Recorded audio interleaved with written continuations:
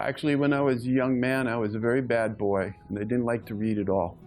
And it drove my mother completely crazy, because how can you succeed if you don't know how to read? And I didn't like to read because I couldn't find anything worth reading. But then someday, I was fortunate enough to learn about Bhagavad Gita. So I said, oh, I think I want to read that book. So I went out and got a very small, thin edition of Bhagavad Gita because I didn't like to read, by some other person. I read it and I was very disappointed. I said, oh, I heard so much about Bhagavad Gita. And this is a book about war. I don't get it. I don't understand. And I was very disappointed because I knew there was something there that was special. So I continued traveling, ran into the devotees in Paris, France, and Prabhupada's big Macmillan Bhagavad Gita came out, this big, big, big book, and I was traveling. And I didn't want this big book in my backpack, and I didn't even know if I could read such a big book. But I decided, the devotees had asked, make sure you get this Bhagavad Gita. So I got back to America, and I had made a promise in my heart that I will get that Bhagavad Gita. So I was at the University of Kansas, and magically, because it was printed by Macmillan, it was actually in the university bookstore. One copy was there. And I picked it up, and I read it. And every day I would eat my little cereal, and I'd read 1 or 2 pages of Bhagavad Gita. I took a vow I will read every page from front to the very end. And I was completely transformed. It was amazing. I just fell in love with Indian culture. I fell in love with the philosophy. I fell in love with the history, the art, the architecture.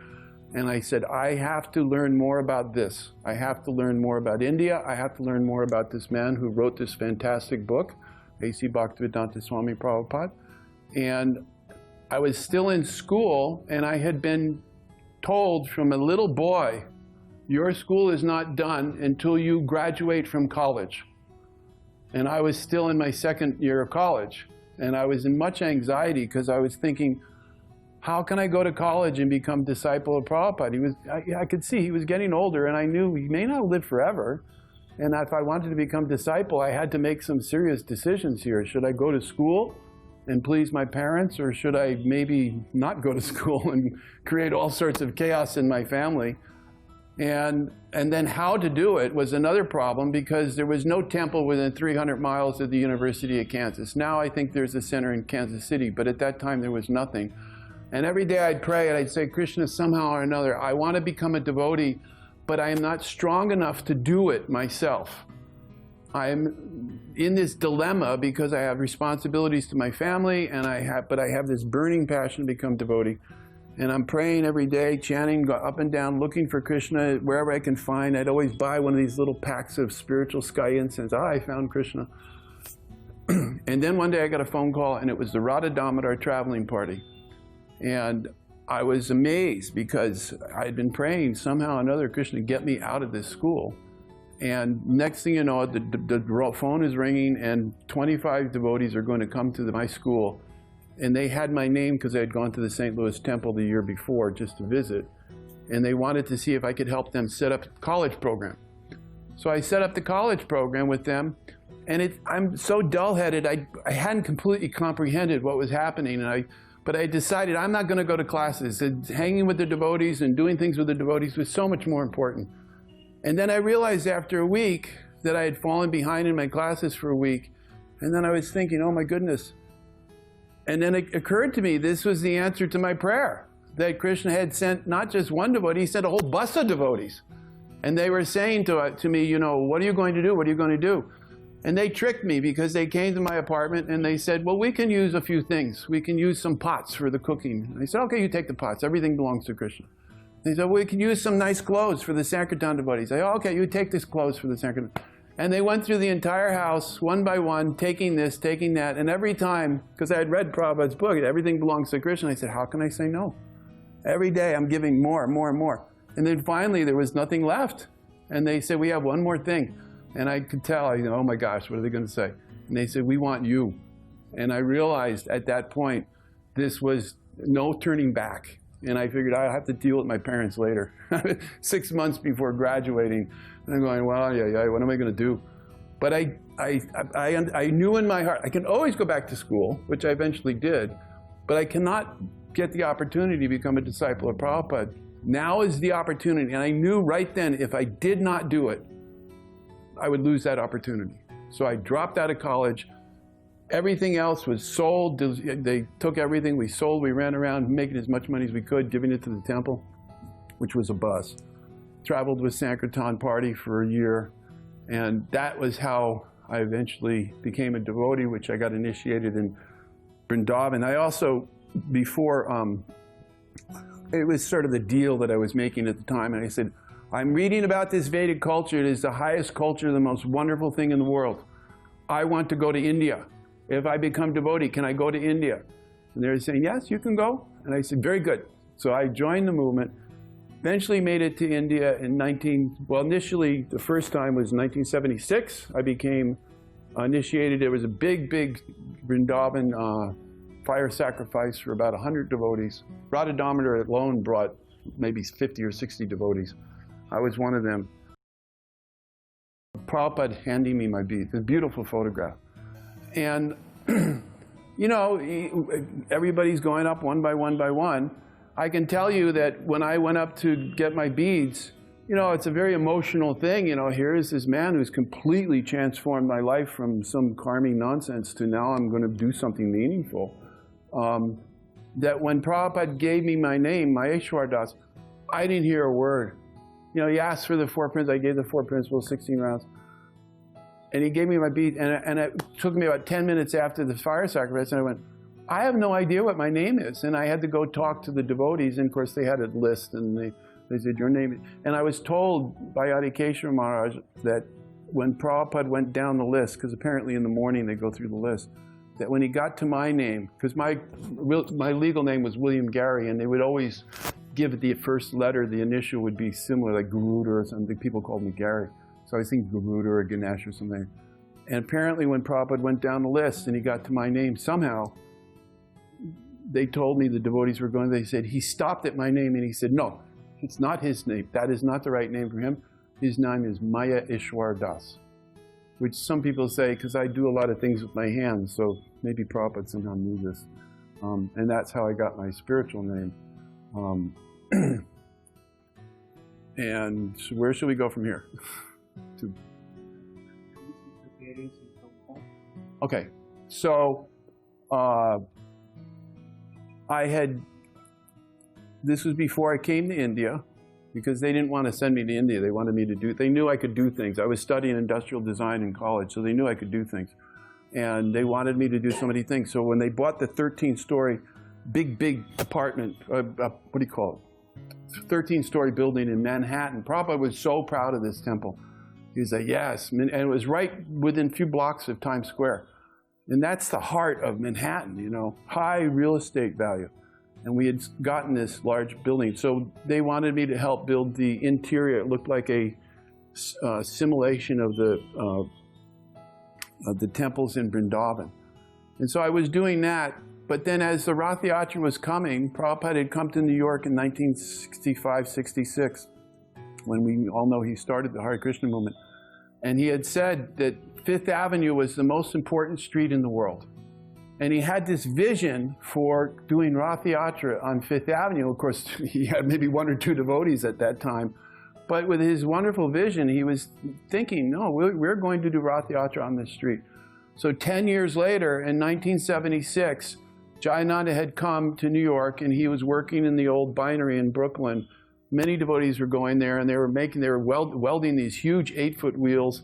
And I did not join the project until just a few days before the actual parade, because they wanted the temple to be finished too.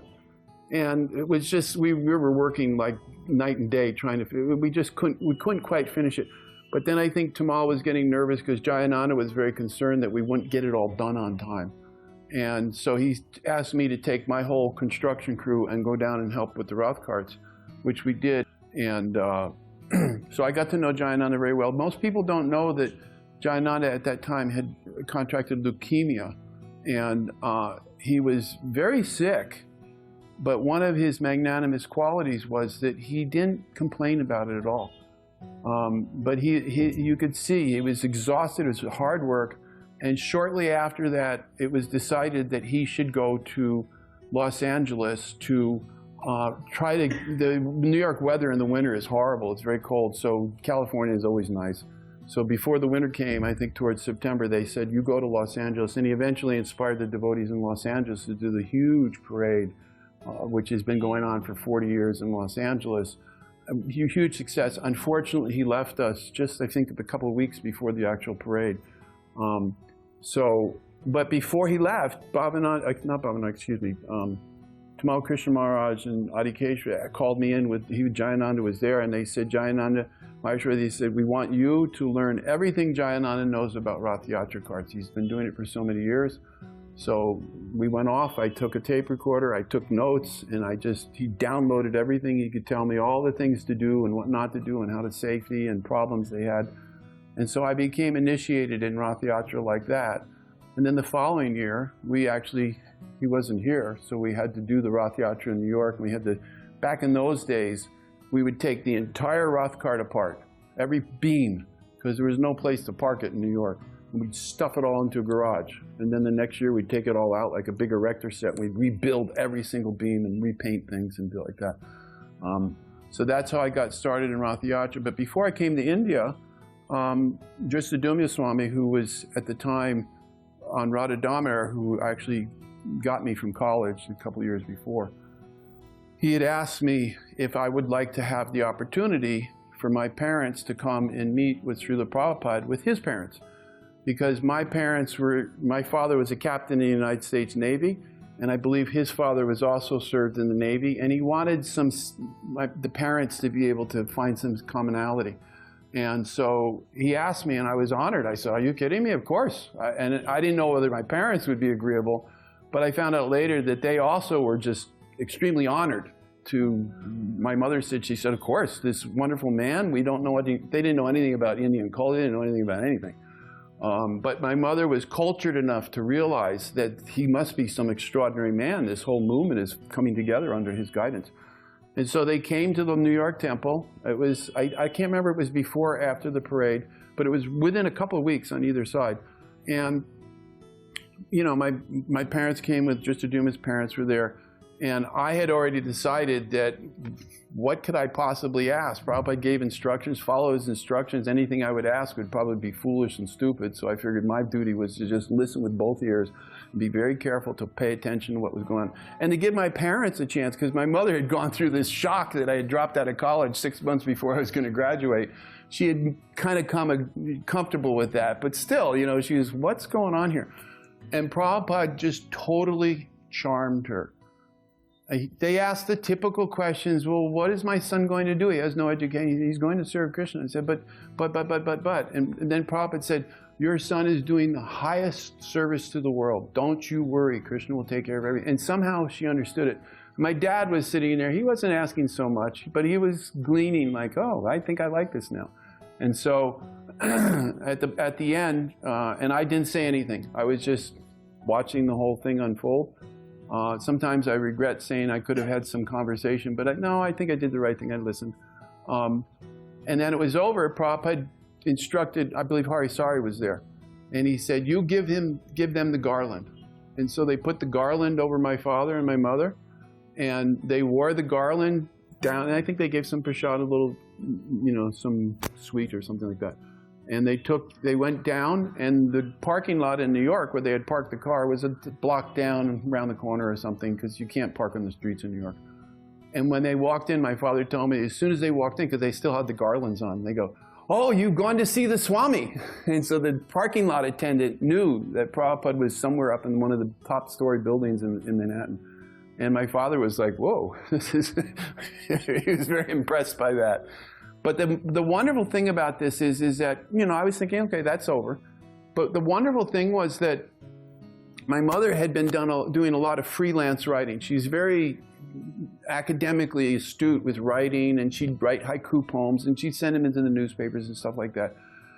And I had no idea she was doing this, but she went home, and she wrote this article, and she submitted it to the New York Times, and it was like the suburban issue, which was, the New York Times was this big, huge newspaper, and it would have all these inserts, and, you know, it would have all these, and so they had a section called the Suburbia Today, which was sort of a special section about what goes on in suburbia New York.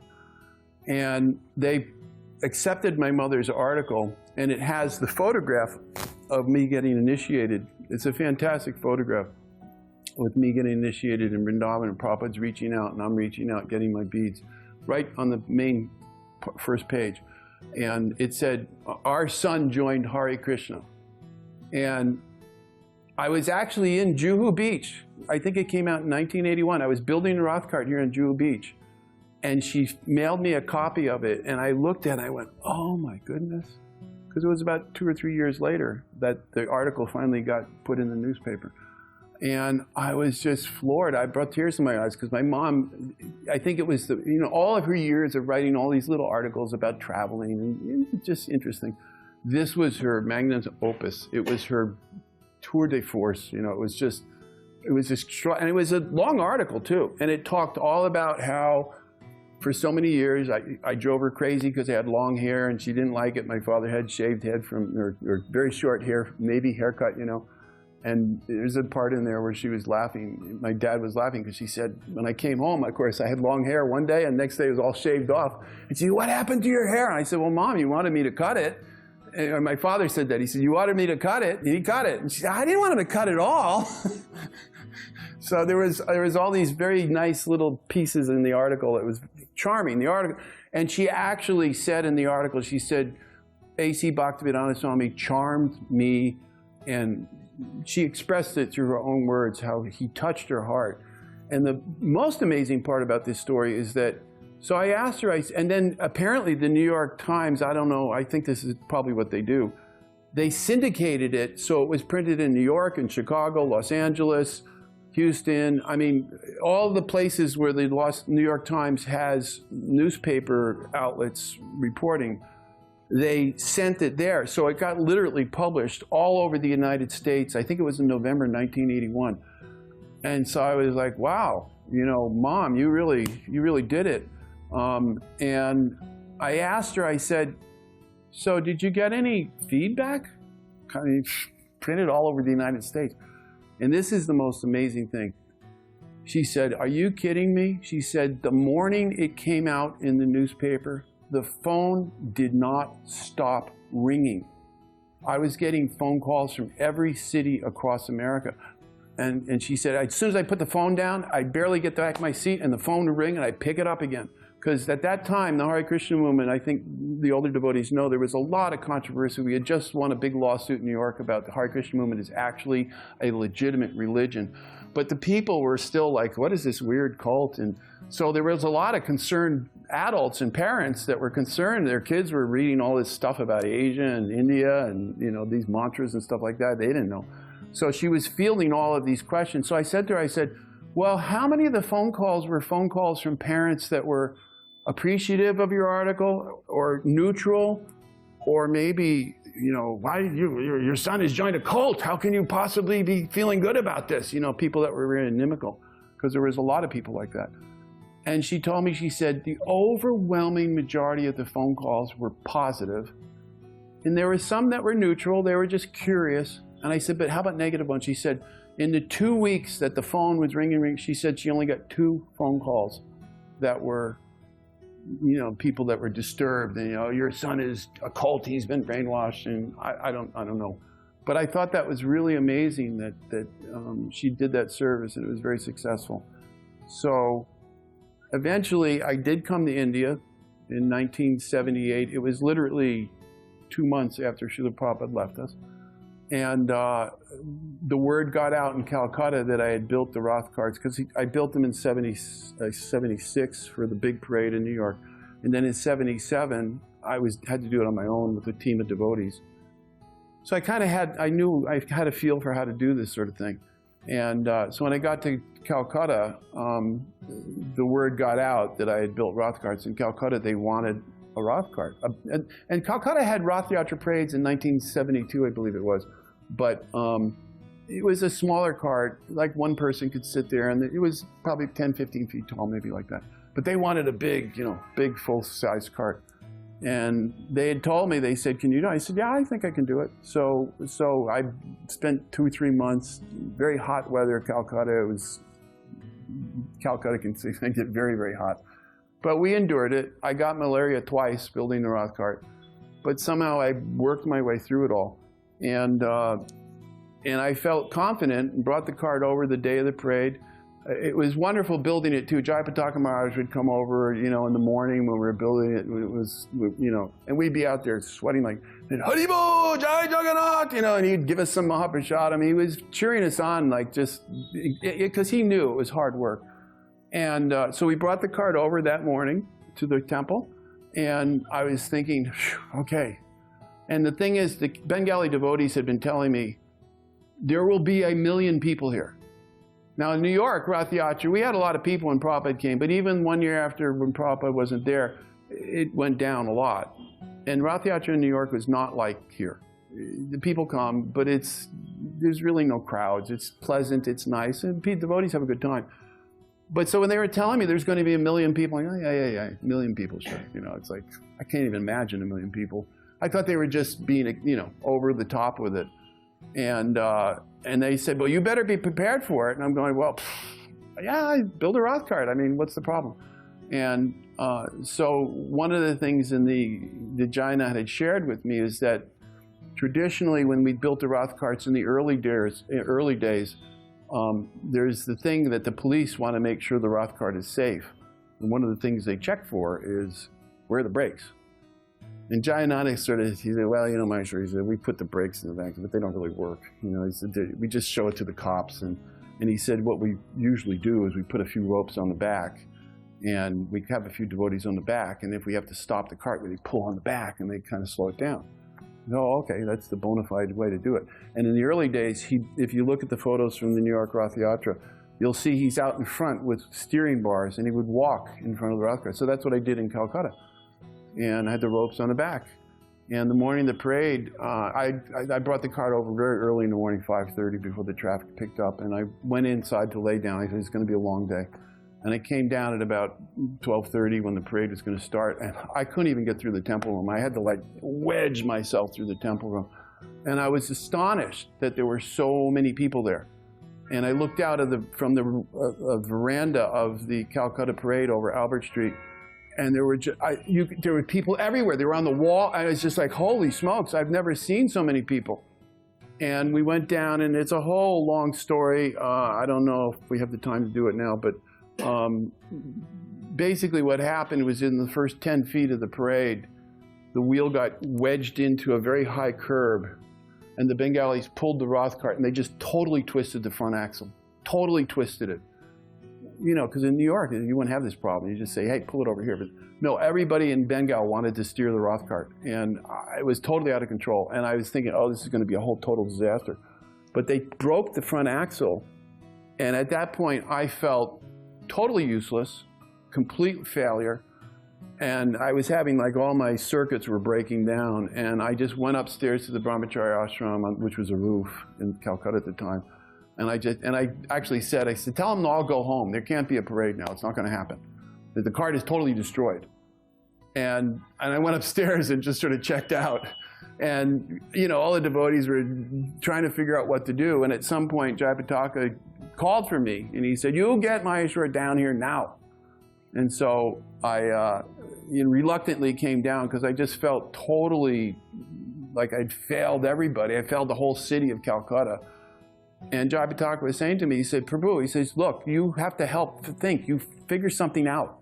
And they had all these crazy ideas. They were going to lift it. They were going to put an ambassador under the front of it. They had all these. They were going to put it on a flatbed truck, which you couldn't do because the spire would come, the telescope came down through the middle. And I was trying to figure it out. And as I sat there, Krishna Jagannath gave me the intelligence. And he said, what do you do when a car breaks down? So you get a tow truck. I said, not any tow truck, not an ambassador tow truck. You get a big lorry tow truck. And everybody goes, oh yeah, that's what we should do. So they got on the phone and they contacted somebody, and they got the big lorry, and you could see it took about 2 hours because the lorry had to get through all of the people, and about an hour later, it finally came. You could see it at the end of Albert Road coming around, I think it's Kamei Street. Coming back, they were getting the people all the way. And we had to smash a hole through the front of the Roth cart and put the hook down through the front of the Roth cart. And I'm going, okay, I guess this is the way it's going to work. And we actually jacked the Roth cart up. And then the question is what to do with the ropes. And so we tied the ropes on the front of the tow truck. And the magic of this, and there's so many other aspects of this story, which I won't go into now for the sake of time, but if people want to read it, it's the Calcutta Temple has posted it on their website, the whole story. But one of the magical things about this was because if that had not happened, there would have been no brakes. Because I had put the ropes on the back, and what we had was basically the entire city of Calcutta on the front side, and the Mayapur Gurukul of 30 kids on the back side, which would have just obviously not worked. But because the axle broke and we put the tow truck on the front, and I told the tow truck driver, I said, you are the brakes and you are the steering. You have to get us through to the other side of the city. And he was very good. And they pulled the whole thing. And there's actually a picture in the 1970, I guess it was 81 or something like that, Back to Godhead magazine. The following week, we didn't have time to fix it. We fixed it the following year. But the following week, because we knew we were going to use the tow truck again, they came and they decorated the whole tow truck with flowers and everything. And there's a picture of it in the Back to Godhead magazine. But it was Jagannath's mercy on me and the entire devotee community, because had that not happened, it would have certainly been a disaster. Somebody would have gotten seriously hurt. But I learned my lesson, and then the next year I redesigned the whole front of the cart to be like a tank, and I put a big steering wheel on in front of it, because you can't, I mean, it was like 10 different languages were happening, and the police didn't know how to handle it. I didn't know how to handle it. And so I said, okay, we're taking the steering off the road.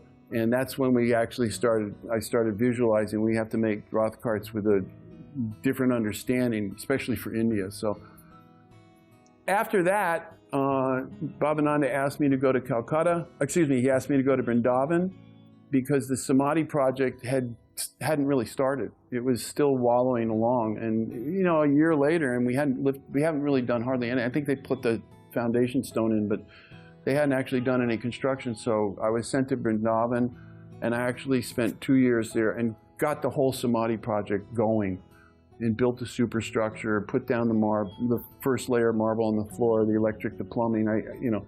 And then there were some management changes, and I found myself coming to Bombay. And Chitrikar was here, and Giriraj was here, and I guess they had heard Calcutta. I did Calcutta 2 or 3 years for Rath Yatra, and New York. And they asked, we want Rath Yatra cart for Bombay. And so I started in right after the 1st of January, 1982, because they wanted to have the parade when the devotees came for Gaur Pranim a couple of weeks later, or I guess at the end of March or beginning of March. And so I said, okay. So we worked hard. We built it right out the front door of the temple. It's a little different now. I haven't been here for 38 years, so it's quite a change. And it was wonderful. I mean, the devotee, you know, Rath Yatra is a very exciting thing. Devotees, oh, wow. And I built what I realized now was, and I'm still pretty convinced it was the biggest Rath Yatra cart in our entire Hare Krishna movement. And I realized the other day, actually, I think I can safely say it's the biggest traveling Rath Yatra cart that's ever been built in the world.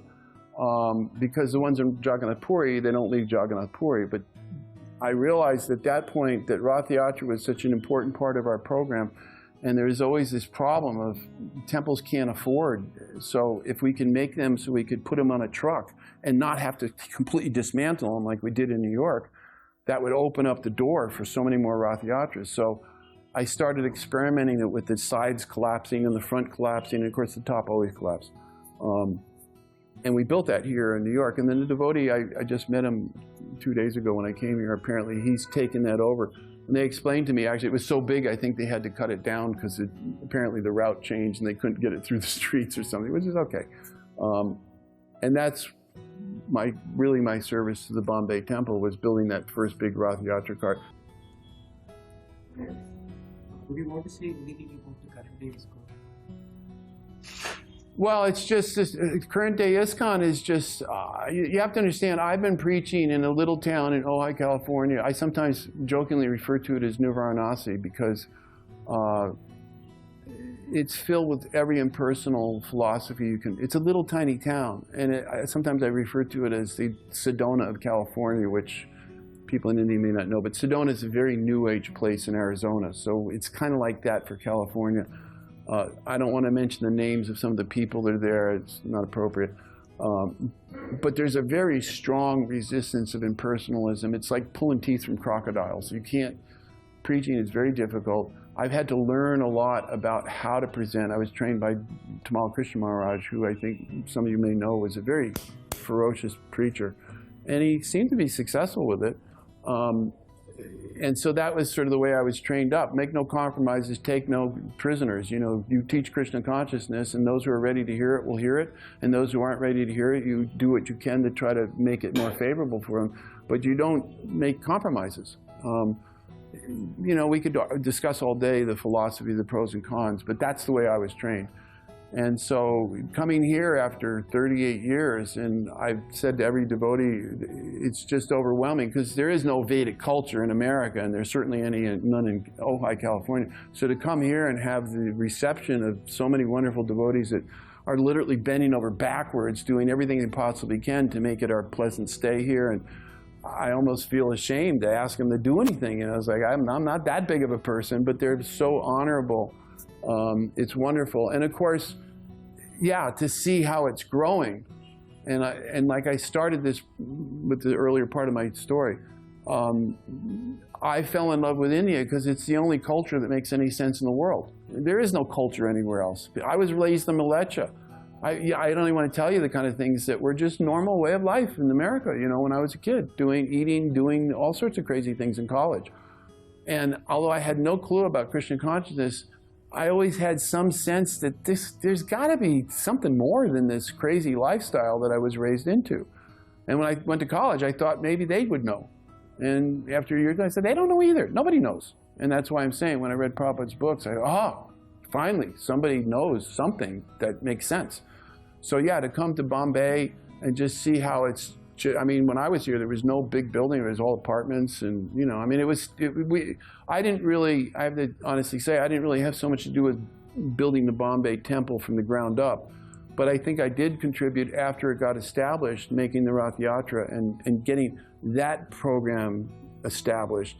And Rath Yatra is, I think, one of the biggest things we do for the public.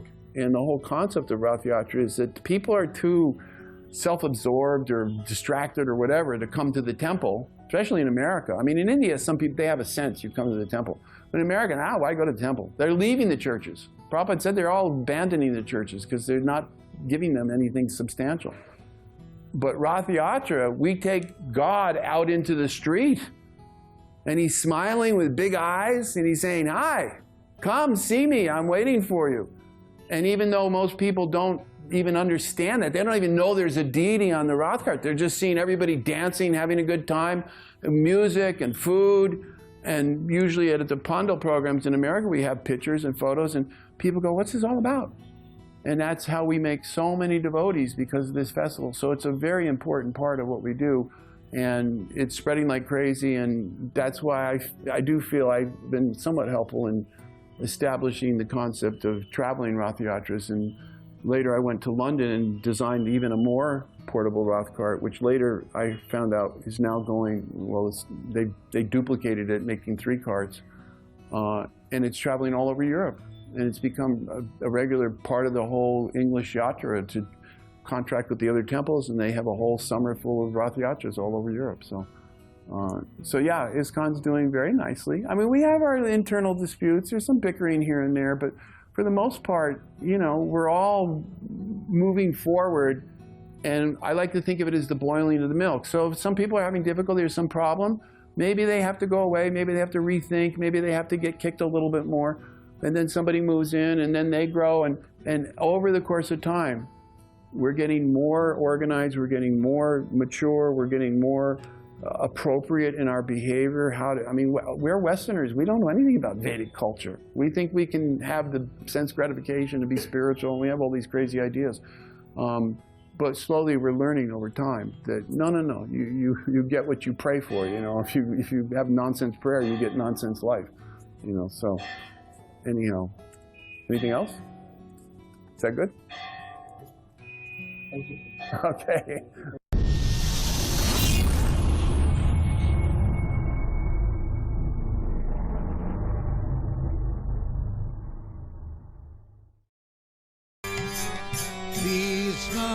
Kirtana Ganana Karnaparau